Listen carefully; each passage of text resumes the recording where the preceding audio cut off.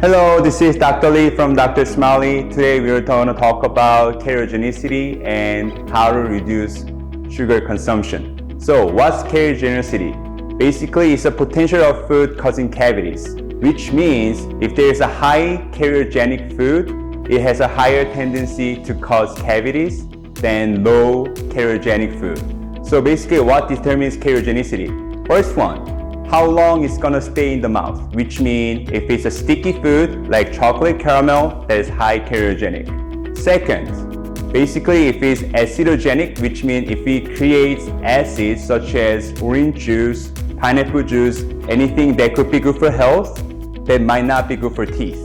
And last one is how much sugar and what type of sugar does it have.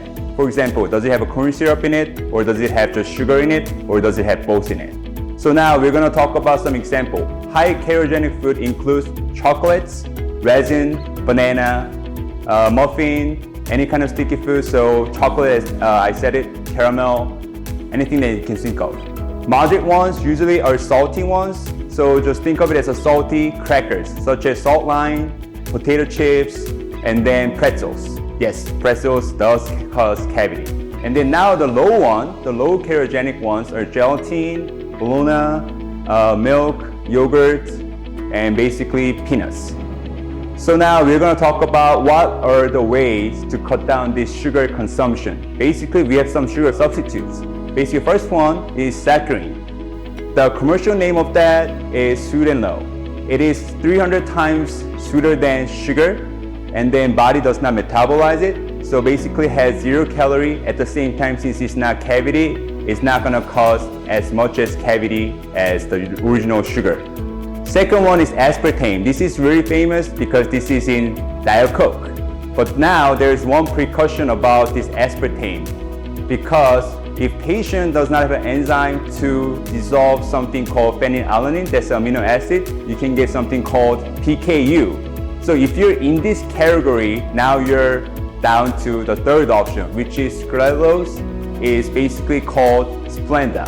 So if you cannot take aspartame and then you want to drink Diet Coke or you want to drink Sprite Zero whatsoever, then you make sure that this one has Splenda in it, not aspartame.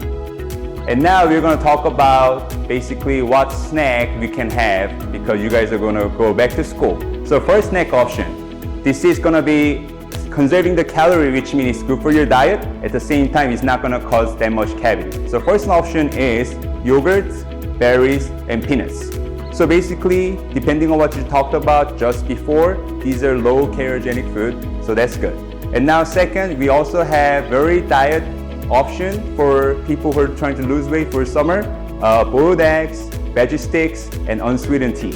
And now the third option is we can have some cheese cracker with the cheese on, and then sugarless jam. So just like I talked about, don't get the regular jam, buy the jam made with the Splenda.